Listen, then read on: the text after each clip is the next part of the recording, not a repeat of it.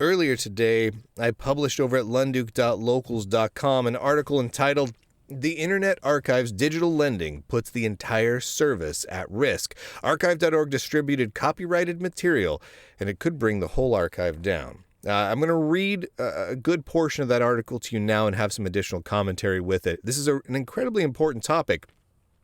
Because it has far-reaching ramifications, and in large part because I really love the Internet Archive. I use it regularly. It provides immense amounts of joy and usefulness and utility to so many people. I believe wholeheartedly in so much of the mission of what they're trying to accomplish, and it's sad to see what is happening.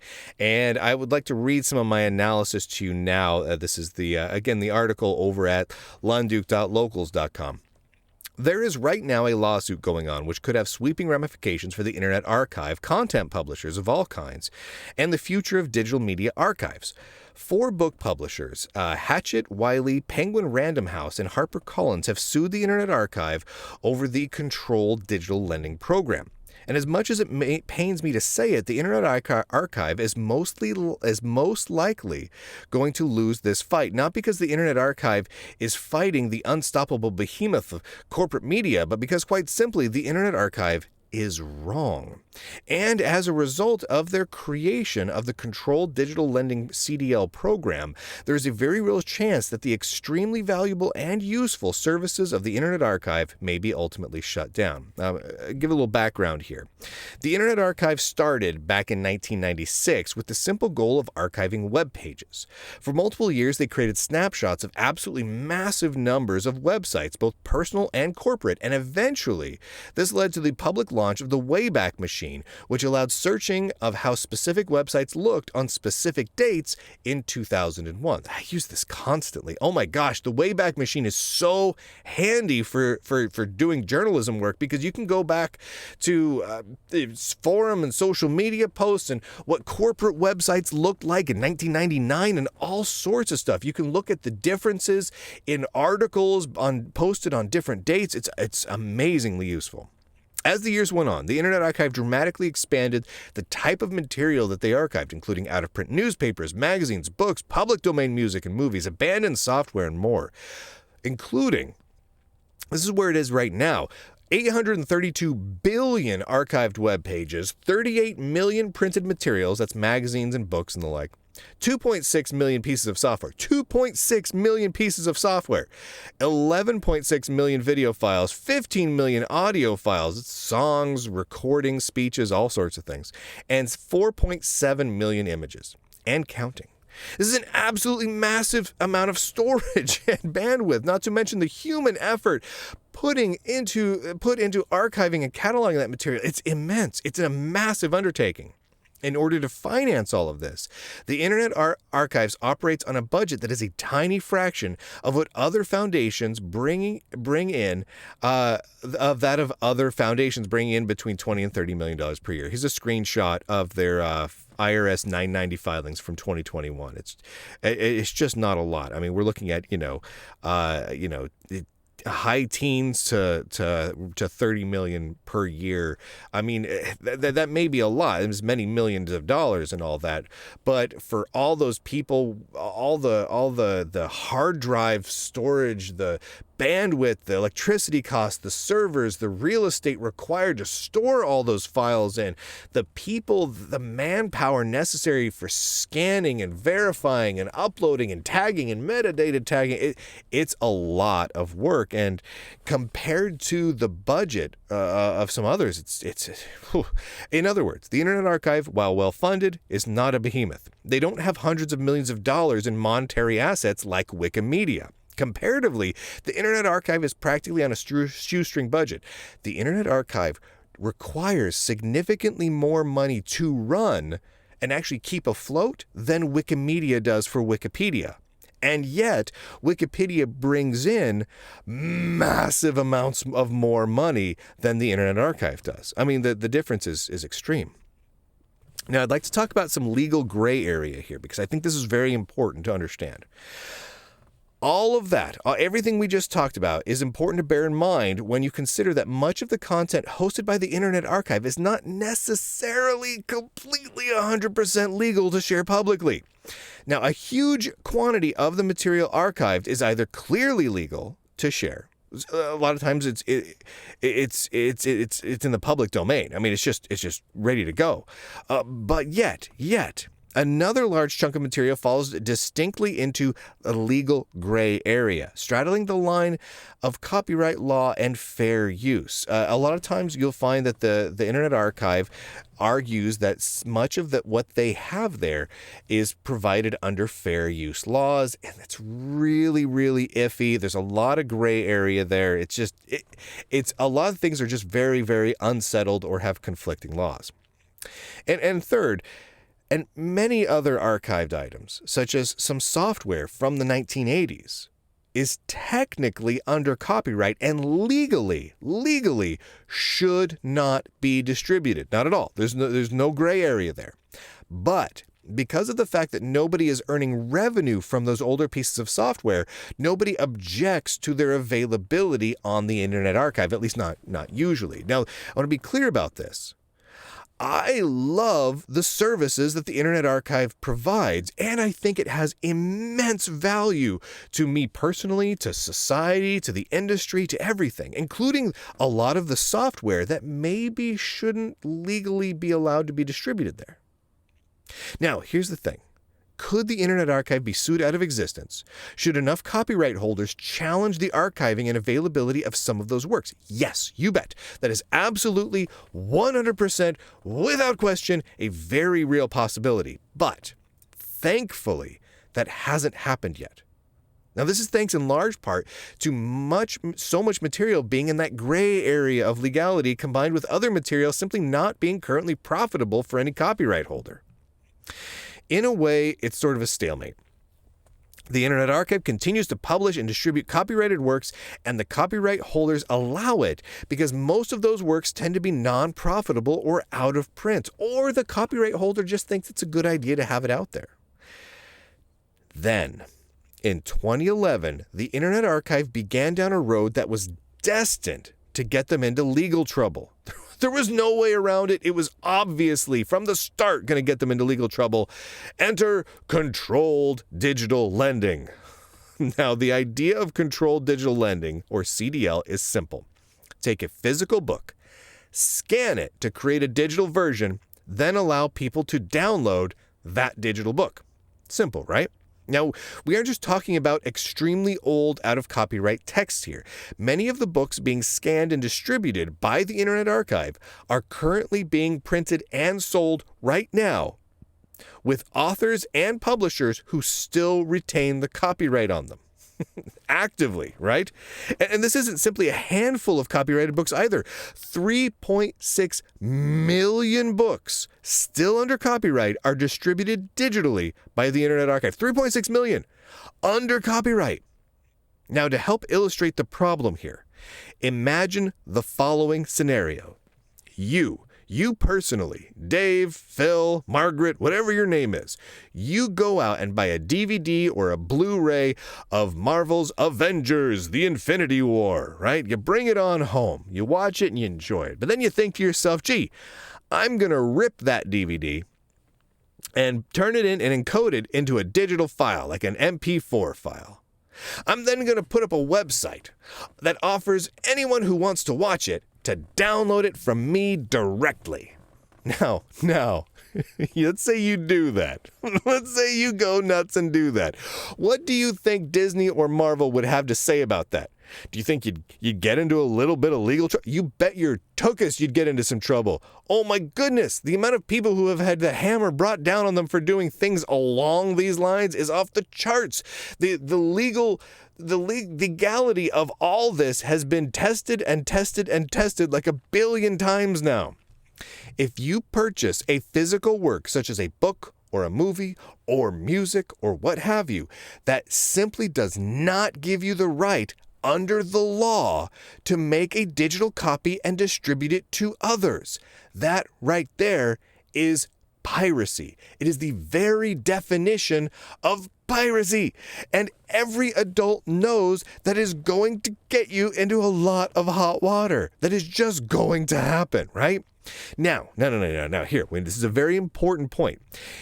You're going to get into that trouble even if you stated, as the Internet Archive has, that you only allow as many people to download the digital file as you have physical copies. That is irrelevant. You'd still get into trouble. Now, here's the thing. I want to take a little aside for a moment. The Internet Archives, in their CDL system, utilizes a form of DRM, which, in theory, would allow the Internet Archive to restrict the number of people that check out that book to the number of copies that they have inside and physically stored at the Internet Archive, right? So in theory, they've implemented that sort of a system, though that changed in a moment, which we'll get to. But here's the problem. Even if that system is impenetrable, which it's not, it's super easy to circumvent, like super duper crazy easy to circumvent. And just for full disclosure here, I was on the team that implemented Microsoft's first implementation of their DRM system back some 20 plus years ago. It was not a great job. I did not stay working on that team for very long. But my knowledge around how these DRM systems works is fairly extreme. In fact, part of my job was breaking DRM systems. That was part of my job, was to find creative ways to work around DRM systems. The DRM system that the Internet Archive utilizes is extremely easy to work around in multiple ways. But that's irrelevant. Even if it's rock solid, the Internet Archive legally does not have the rights to distribute digital copies of physical works that someone else owns the copyright on. They simply can't do that. It doesn't matter. The fact that the Internet Archive does not have permission from those authors. They do not go out seeking permission.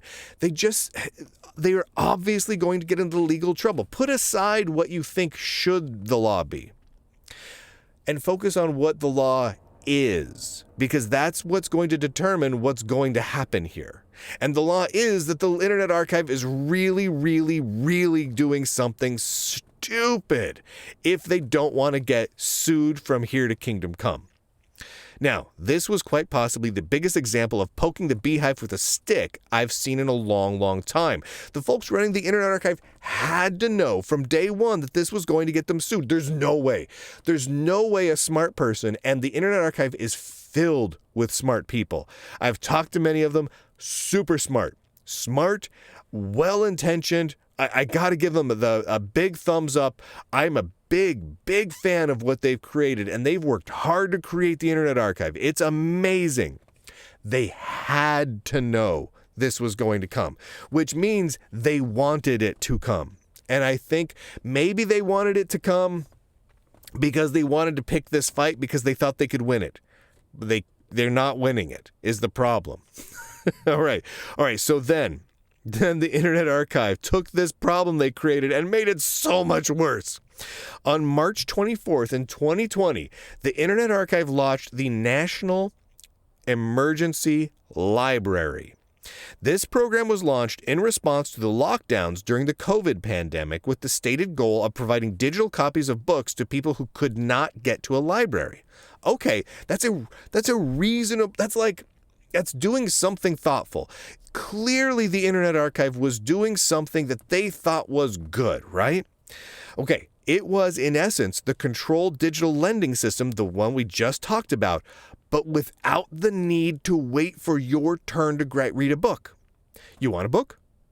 Grab it for free. It's yours right now. No wait. The author or copyright holder doesn't get paid for it and doesn't even need to know it's happening. Yeah, they basically created a gigantic book pirating website. The restrictions, as vague and difficult to enforce as they already were, that existed within the controlled digital lending system, were gone. They were gone. And the publishers were obviously not happy. So let's talk about the inevitable lawsuit, because obviously a lawsuit was always going to happen, and it came, and it was exactly, literally exactly what you would expect it to be. If you just described what the Internet Archive was doing, you would say, well, here's how you're going to get sued, and here's how you're going to lose. Ta-da! Here we go. In 2020, 4 publishers, Hachette, Wiley, Penguin Random House, and HarperCollins, came together to file Hachette versus the Internet Archive, alleging that over 33,000 different titles of theirs were being distributed without their permission by the Internet Archive, right? And this claim was easy to prove with a simple search on the Internet Archive's website, complete with details on the number of people who downloaded each book.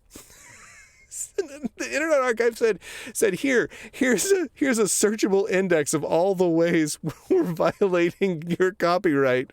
And you can easily sue us. And here's the numbers that you need in order to easily calculate damages. We won't even argue about it because we're going to present you with the numbers. Oh, my word. The end result? The publishers claimed hundreds of millions of dollars in damages.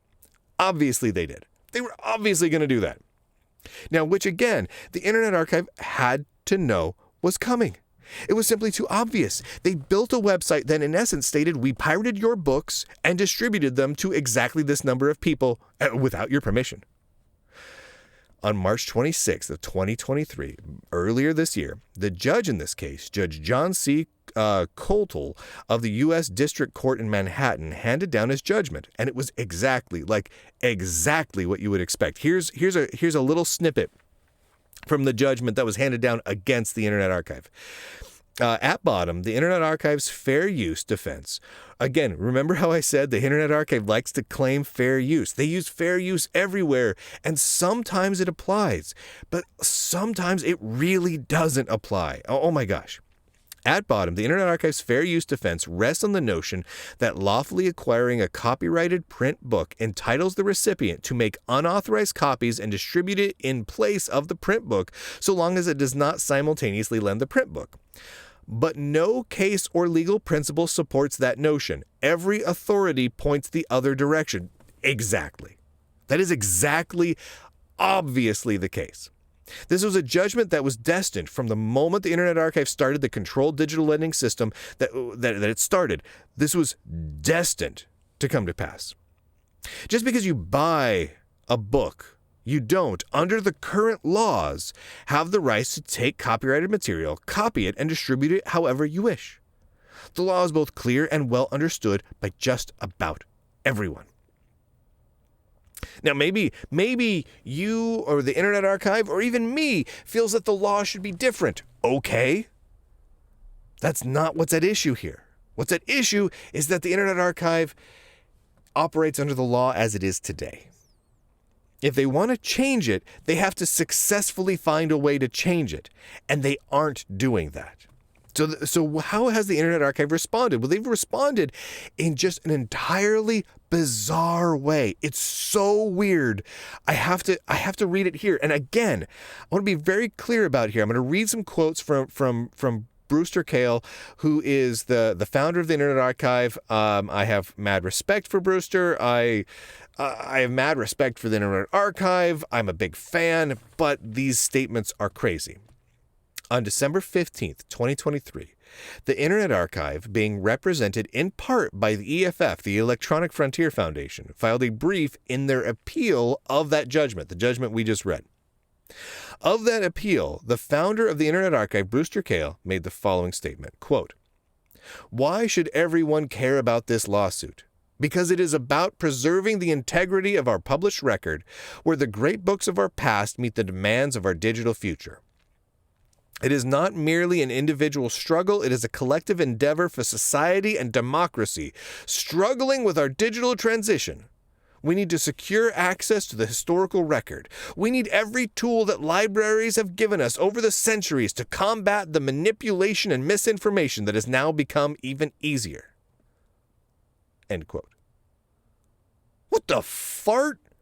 They literally are declaring that the Internet Archive is fighting for democracy and against misinformation. Now, I love democracy. I don't like false stuff. But that has nothing to do with these copyright issues. What are they even talking about? They made a statement about an entirely different thing that is unrelated and that the Internet Archive is not fighting for at all. There's nothing to do with democracy here. Oh my goodness. Oh my goodness. What is the Internet Archive thinking? Okay, they followed up with this additional statement. The stakes of the lower court's decision are high. Publishers coordinated by the AAP, the Association of American Publishers, have removed hundreds of thousands of books from controlled digital lending. The publishers have taken more than 500 banned books from our lending library, such as 1984, The Color Purple, and Mouse. This is a devastating loss for digital learners everywhere. End quote. Okay, before my brain explodes, I'm going to read a little bit of a statement that I wrote here. The statement that, quote, publishers have taken more than 500 banned books from our lending library is more than a little misleading. Not only are the books listed, like 1984 or Mouse, which are both great books. Love those books. Not only are those books listed readily available in libraries and bookstores across the whole country, but they were not removed from the Internet Archive's controlled digital lending system because they were banned or objectionable in some way. Those books, along with many, many others, are under copyright. And the Internet Archive violated that copyright by copying the books and distributing digital files without consent of the publisher or the author. The Internet Archive seems to be attempting to suggest that there are some sort of anti-book activists trying to ban books from the Internet Archive, when the real truth is authors and publishers are making the case that the Internet Archive is stealing their property and giving it to others in exchange for donations. No activists or book banning involved at all. Not at all. This is absolutely an insane statement to be making. I am against banning books. I'm not a big book burning guy. I think books should be archived and preserved for all time and eternity. All books, even ones I don't like. I mean, these books that they listed here, 1984 and Mouse, are like among my favorite books. Like if I were to create a big old bookshelf of books that people should read, 1984 and Mouse would be on there. But that is irrelevant to what is happening. In fact, the statement from the Internet Archive does not actually address at all the core issue within the lawsuit. Instead, it makes a number of unrelated statements that appear designed to cause fear around some sort of non-existent war on libraries. Here we go. This odd closing line. This is again from the Internet Archive statement that they just released a couple days ago about their appeal of the decision. This is one of the closing lines. Quote, "In the face of challenges to truth, libraries are more vital than ever." End quote. What? This is truly bizarre. It's like we're in some sort of alternate dimension negative zone. When you consider the fact that the Internet Archive is not representing the Libraries of America in this case. They're not. This has to do with the Internet Archive, not with libraries. Many libraries across the country offer digital lending services that they negotiate with publishers, either individually or in collective groups. What the Internet Archive is doing here is not for libraries. It's for the Internet Archive. You can get a lot of the books that they are complaining about having removed from their system in digital lending systems in many, many, many libraries, because the publishers want people to be able to read them. But those libraries did so legally, oftentimes on the super cheap. But they have to work with the publishers to do this because the publishers or the authors or whoever owns the copyright owns the copyright. The Internet Archive went around that and said, we don't care about the copyright because they put all the books in there regardless of who owns the copyright. It's insanity. It's insanity. And their statement about it focuses on, I like libraries too. Are libraries vital? Yes, I love libraries. I go to the library regularly. Me and my kids, I've got 3 kids. We go to the library every single week. I love the library. We support libraries. We donate to libraries. We love libraries. This has nothing to do with libraries. The Internet Archive wants us to think it does, but it doesn't. And again, huge fan of the Internet Archive. They're just simply crazy wrong about this, and it's in almost a bizarro land way. Now, okay, let's talk practically for a second. What exactly happens now? So a judge has ruled on the case, and they've ruled against the Internet Archive. The Internet Archive has filed an appeal with the EFF, right?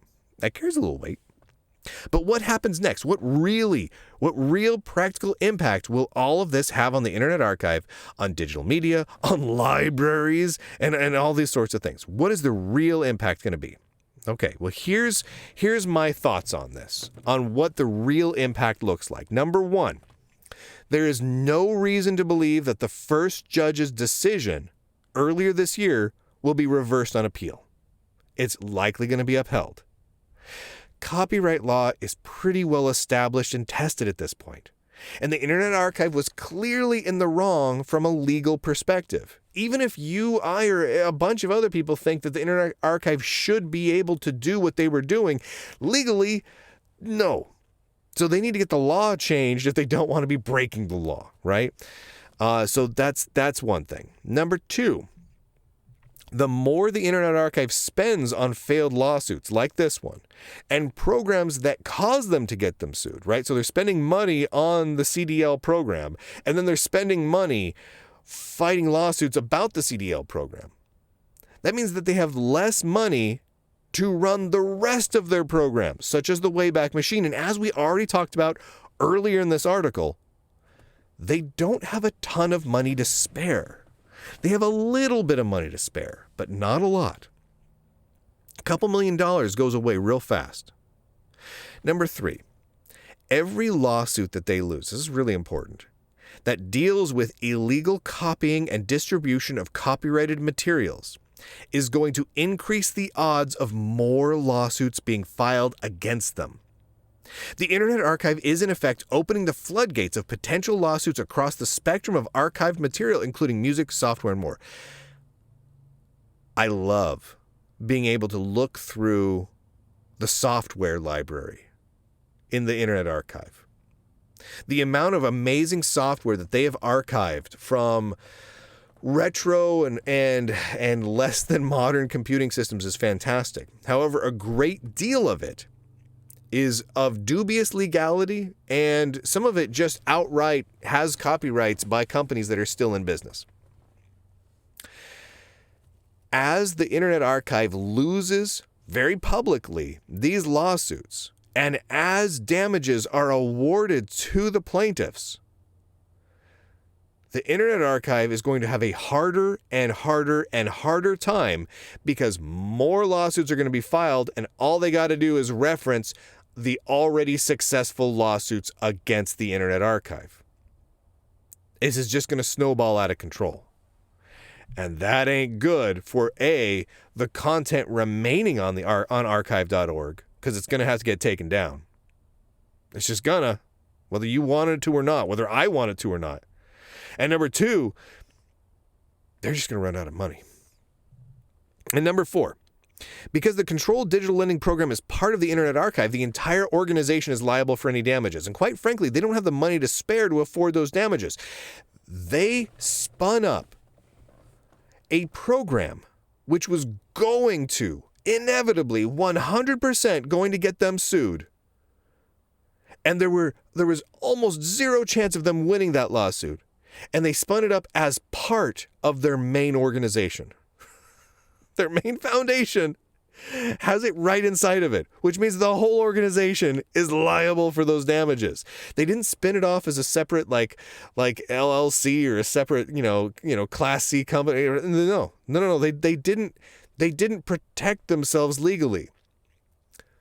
What were they thinking? Holy heavens.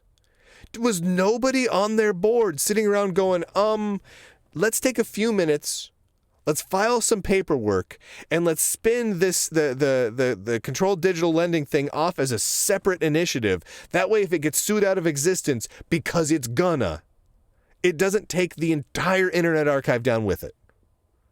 Not one person said that? These are smart people.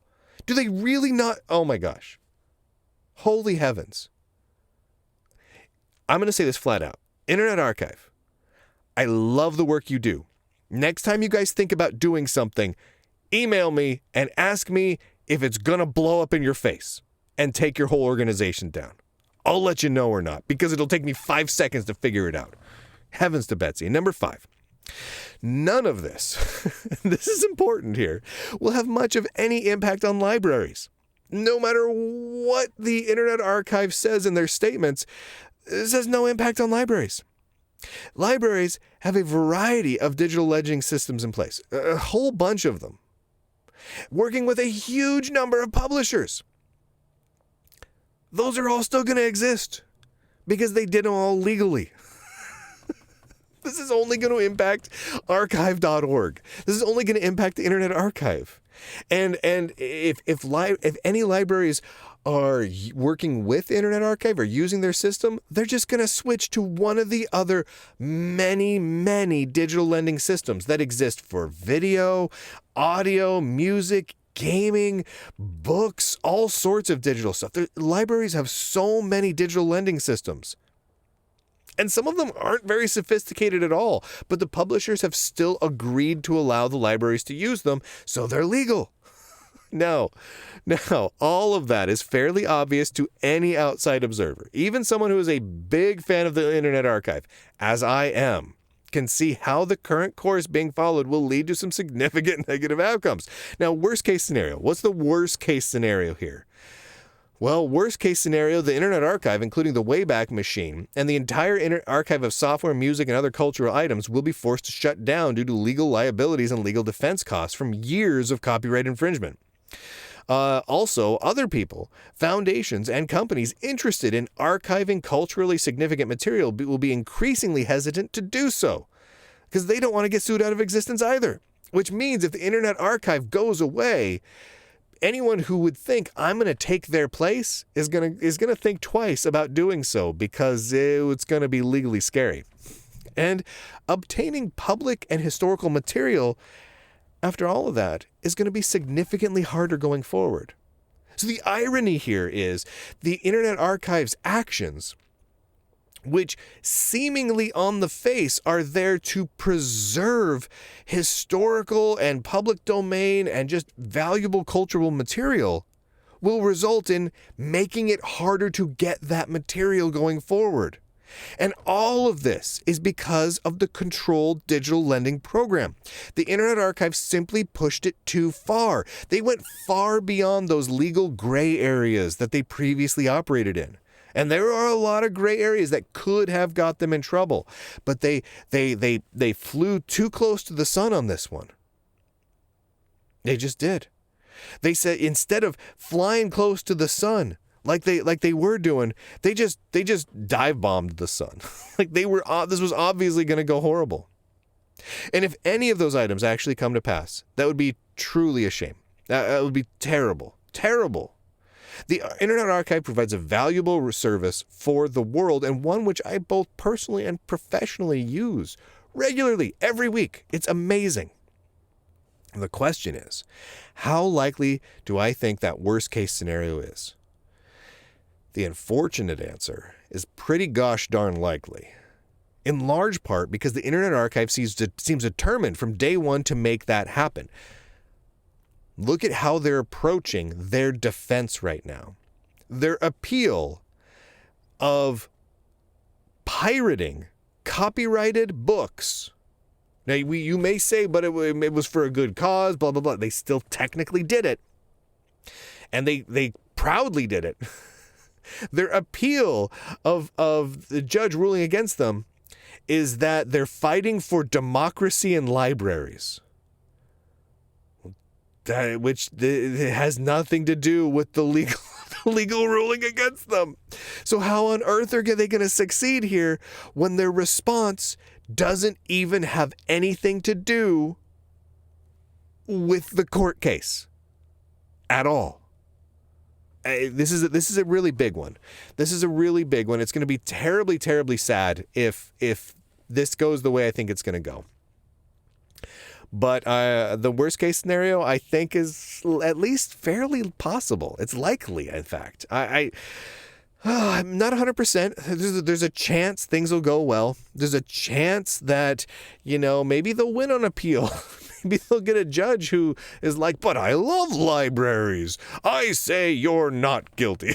I guess maybe, but I don't think that's very likely. Oh, Internet Archive, what are you folks doing? What are you doing? You screwed it up. You built something beautiful. You built something amazing. I mean, you built the Digital Library of Alexandria, walked inside of it, sprayed it with gasoline, and lit it on fire yourself. How weird is that? Right? I mean, this isn't... Because do I blame publishers for suing the Internet Archive? No. I don't. They have to protect their copyright from everyone. Otherwise, it sets a precedent for not protecting the copyright. They have to protect their books. The authors of those books deserve to protect their books. So, of course, they had to sue the Internet Archive because the Internet Archive was so flagrant about it. They just rubbed it in the publishers' faces. They weren't content to operate in the gray areas they had. They rubbed it in their faces until the publishers were like, well, darn it. Now we have to sue them just so that we don't lose legal standing elsewhere. And now the Internet Archive is like, but democracy, guys. If you don't sue us, we won't have democracy anymore. It doesn't make any sense. None of this makes any sense.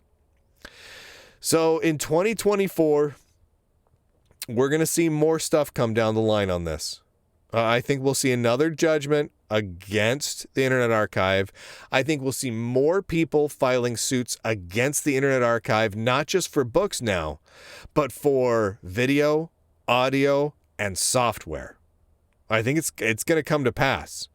If you spend enough time looking through the video game section, there are modern video games you can get on the Internet Archive. Modern ones. I mean ones that you can buy currently on Steam, but they're available on the Internet Archive. This is real. I mean, go look around. I mean, there's just so much that they are in either potential or flagrant copyright violation on.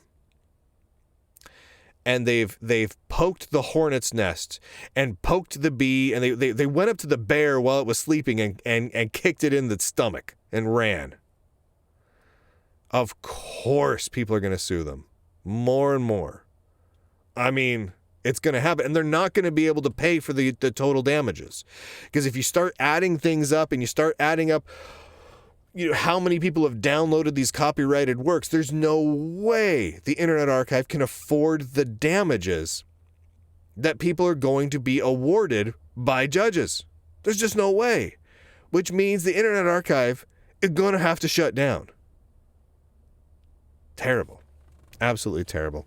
That's what's happening, though. If you want to read the article version of this, go over to lunduke.locals.com. Along with all the other articles I put up there. If you go to lunduke.com, you can get all the links for everything in the Lunduke Journal world. There's various sites. There's RSS feeds for the podcasts. There's links to where you can get these videos over on Rumble or on Locals or anywhere you want. Go check it out. Grab a subscription to lunduke.locals.com. It helps support the work that I do. And big thank you to everyone who currently supports us. You are amazing. You make all this possible. with no big tech influence, no advertisements, no nothing. It's just you and me, baby, talking about the real deal and the real technology and doing some actual real tech journalism. So thank you for making it all possible. And with that, ladies and gentlemen, boys and girls, nerds and nerdettes, I do declare, end broadcast.